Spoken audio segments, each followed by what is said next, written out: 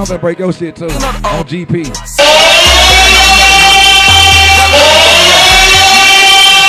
K100 Radio.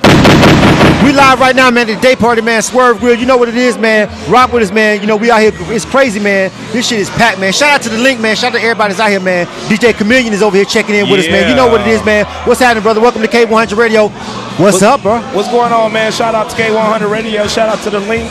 Shout out to Swerve Bar and Grill. You know what I'm saying? We over here. You know what it is, man. So look, live stream, what up, though? YouTube, what up, though, man? You don't understand. If you don't know who this dude is, man, this dude is a grind out here in the game, man. He's a record breaker. So you know we see the people in the building that we know you want to talk to. You know, we want to make sure we get everybody that's really working out here in the industry, because you know this is an industry-related broadcast. But just for you people in general, you need to know who this dude is. You feel me? No doubt, you know what man. I'm saying? DJ Kamillion, Money Rain ENT, Hood Ridge DJs. You know what I'm saying? We out here. You know what I'm saying? On the South Side Swerve Bar and Grill, man. Like I said, shout out to June the Link. You know what I'm saying? Look, I want to let y'all know what's going on, right? Make sure y'all pay attention to the mixtape game. We got my nigga Fat Sack. Pay attention. I'm about to drop this mixtape on livemixtapes.com. True. In like another week. So pay attention. You know what I'm saying? My man Fat Sack. FATTSACK. You know what I'm saying? Y'all make sure y'all go to livemixtapes.com and download my joint. That's what's up, man. So you've been in the game for a minute, man. You all over the clubs and everything. You got mixtapes and everything, man. 15 you feel years. Me? Let me ask you this. I'm glad you brought up, because you know when I do these interviews over these events, man, I be trying to get all the game I can out you. I be trying to suck the game out of you. You know what I'm saying? Hey, because you know a lot of times you have to pay for this kind of shit. You know what I'm saying over here? But we're gonna give it to you live right on K100 Radio. The mixtape game right now. Give it to me straight. Do you feel right now that the mixtape game is it a transition right now, or do you feel like mixtapes are still relevant right now? Because a lot of people are saying we've seen a steady downtick in Dat Piff and live mixtapes. You know what I'm saying? Links. And, I mean, as far as just SEO and people just really going to those websites. You know what I'm saying? What do you think is the answer to that? Is the mixtape game phasing out, or do people want more from the mixtape game? Here's my thing about the mixtape game. I feel like, and I'm gonna ask you this personally, and I'm gonna let you answer the question. And this is on record. This is my thing with the mixtape game. The mixtape game started with the DJs. It started with people like Clue and everything, and they determined who was on the mixtape, and they determined when the mixtape dropped, whatever. And then once it transitioned to rappers feeling like they could drop a mixtape, whatever, and just pay a DJ to host it, everything got too saturated and too discombobulated. You feel what I'm saying? Because it's way more artists than relevant DJs. So right now, what do you think is up with the actual mixtape? I know you said you're dropping it, but what do you think is up with? Because the numbers don't lie, and we've seen a downtick of the streams and everything. You feel me, on the mixtape sites? What do you think is the answer? What do you think is what's going on with that as a DJ? First of all, I'm gonna keep it 100. Y'all see the hat, right? Y'all see the hat. The sign in the hat. I'm gonna keep it 100, K100. right? All right, check this out. Okay, go ahead. Hip hop, mixtapes.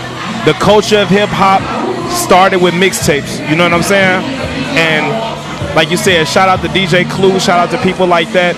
You know what I'm saying? Shout out to, you know, the current DJs like DJ Scream, DJ Drama. You know what I'm saying? That's keeping the mixtape culture alive.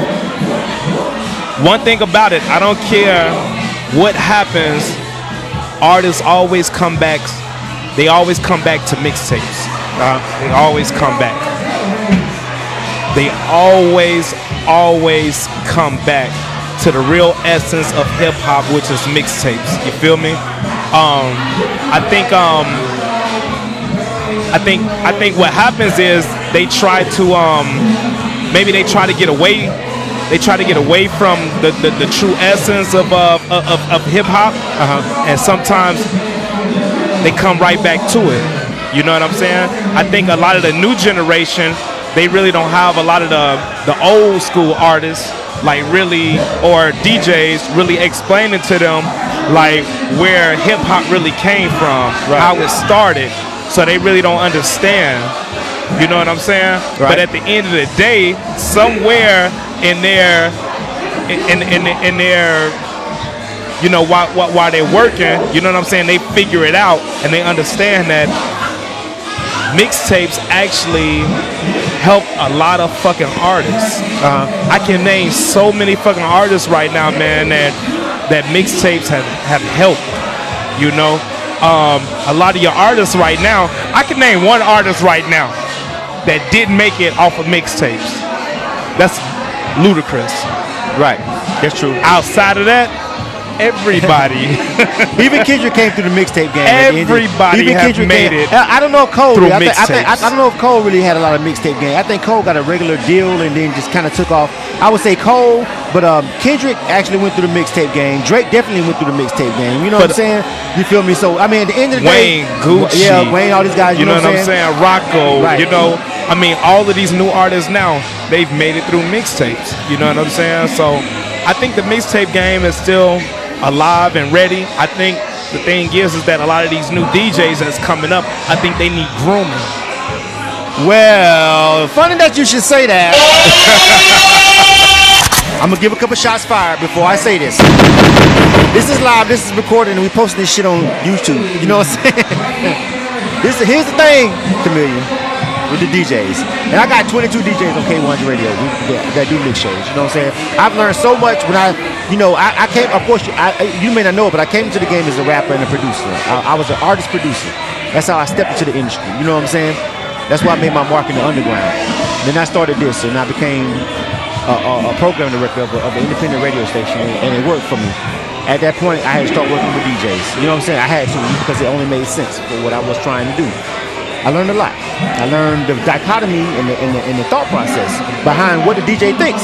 You know what I'm saying? It actually made me step back and say, well, you know what? A couple years ago, I about to rub a couple DJs wrong. You know what I'm saying? I say that to say this. You know what I'm saying? The new DJs right now, this is what's going on, and this is something I want to ask you personally. I ask every DJ this, so don't take it like it's, I don't. I do. You have the pay-for-play DJ. You have the DJ that will only play a song if they pay to, and you have DJs who will play a song that they really don't even like because they was paid to do it. I'm of the opinion that is severely damaging to hip-hop and to the DJ creed. You know what I'm saying? When DJs do that. Now, as a DJ, if somebody comes up to you and they got the check and they're trying to break the record, but that shit is whack and you're not feeling it, as a DJ person, you think the record is horrible. You know what I'm saying?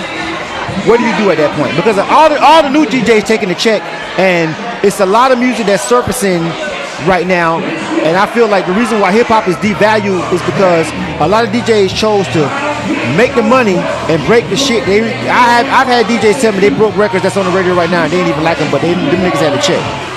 We're at the impasse right here, right now. We're at a part where it has to be some reckoning between DJs, because you guys are the pulse. You guys play it enough, they're gonna have to start liking it. You feel what I'm saying? What do you have to say about that? Let me ask you a question. Go ahead. I'm gonna ask you a question right quick. Yeah. The music that you hear on the radio, do you like all of the music that's on the radio? Obviously not. Okay. But hold on, before I even go any further, Kamillion, I don't even like, I'm the program director for this station, and I don't even like all the songs that I have in rotation by some majors. But as a program director, this motherfucking broadcast ain't my iPod, nigga. You know what I'm saying? This shit ain't my iPod. This shit is honest. I already know what you're gonna say. I want you to say it on the record, because I've already told people from the DJ standpoint what's got to happen and why they play music they don't like, because it's popular and the people want it. But go ahead. This is the thing. I mean, I play mainstream music that I don't like. Yes, I do too. You know what I'm saying? I do too. So let's talk about that first. Right. I play mainstream music that they play on the radio that I don't like. Yes. But I play it, why? Because that's what the people request. And you're a DJ, you gotta get the party. I have to do that. You know what I'm saying? Right. At the same time, now, as far as underground artists, I do the same thing for underground artists. Okay. You know what I'm saying? Underground artists may have a huge following in the streets. You feel what I'm saying? And I'll play their music because people request it. Okay. I don't like everything that I have to play. Right. But I mean, I don't get paid for it either. I just get paid. I mean, I just play it because they want to hear it. That was the thing. So you're playing it based on the fact that this artist everybody wants to hear it, not because he sneed you. Not because I got paid for it. Okay. And I think that's where the divide went. I think we had a lot of people who ended up right now where hip hop started getting devalued because we had a lot of art. We had you guys as DJs were not getting your just dues. So at some point, when you broke records and motherfuckers ended up on the goddamn Grammys and they was like, and then you ended up having to pay to get in their motherfucking party. The fuck, you know what I'm saying? DJs coalition started forming. You know what I'm saying? That brought on the onset of coalition. That brought on the onset of a DJ like nigga cut the check. And I understand because in the 90s, in the golden era, when y'all was breaking records, y'all wasn't getting accolades. So y'all had to fucking take the horse by the fucking reins. You feel me? But check this out. Right. It started with. Remember, what was it? I just caught a brain fart for a second, bro. It was with one of the groups back in the day. You know what I'm saying? What was it? It was. I'm tripping. Run DMC and Jam Master Jay. Right. I just caught a brain fart. Run DMC and Jam Master Jay.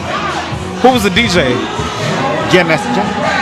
He made fucking Run DMC. He was the trendsetter for Run DMC. He's the reason why they wore the Kangos with the Adidas outfits, with the shell toe Adidas. He is the reason for that. They didn't come up with that. They was like, yo, this is corny. Right. He came up with that. But when they got signed, guess who got signed? Run DMC. It wasn't Jam Master Jay. Right. So that lets you know then, we gotta get a check. That taught you then. That's why when it this is what thing is. You feel me? I learned so much, Kamillion, man. You know what I'm saying? The past couple of years of doing K1's radio, man. I feel like I really feel like an industry guru now because I've literally lived on both sides. The only side I haven't lived on is the super industry star side. I haven't done it, but there's no side of the underground I don't know personally. You know what I'm saying? At this point, you know what I'm saying?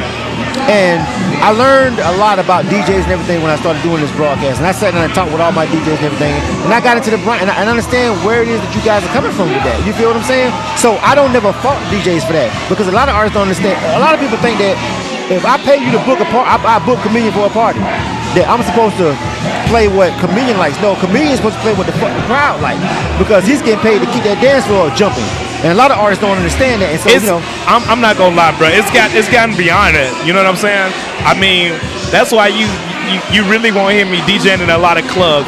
And if you do hear me DJing in a club, it's because they paying me really good money. Right. But really, I make my living off of doing mixtapes. You know what I'm saying? Mixtapes for underground artists. But the game has gotten so fucked up that they want a DJ to DJ. They want you to promote. They want you to market.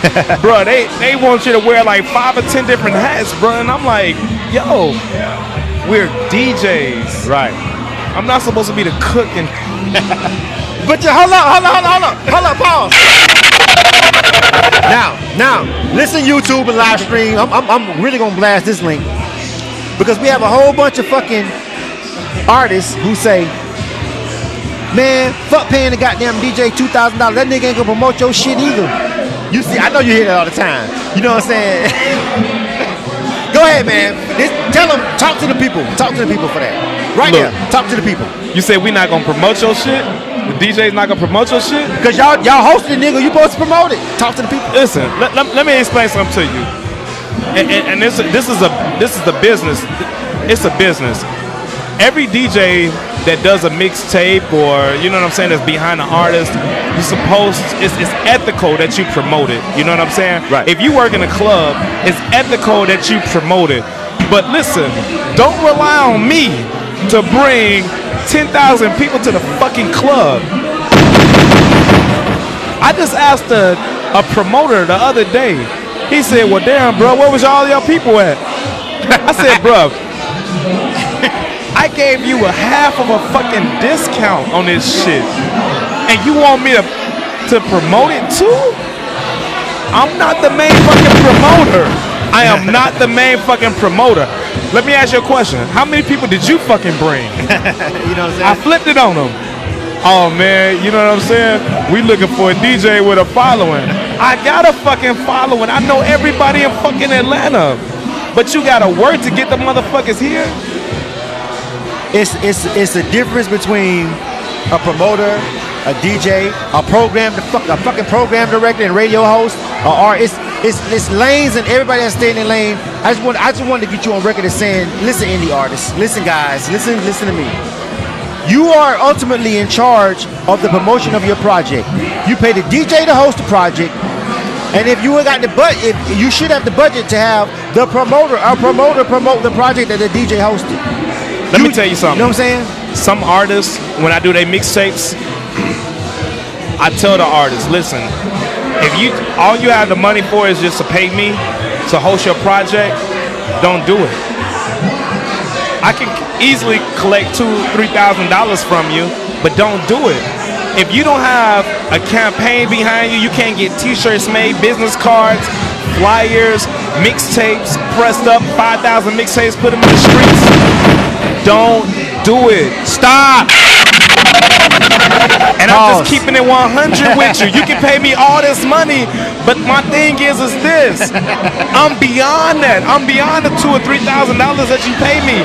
I'm trying to go to the fucking next level to where you do so much campaign in the streets to where a label hears you and they like, yo, we want to fucking sign you. And they're giving you what you want. Not just something that you're just gonna take. Well, you feel what I'm saying? K100 Radio. Listen. Shout out to Junior Link, man. Class is over. We're done.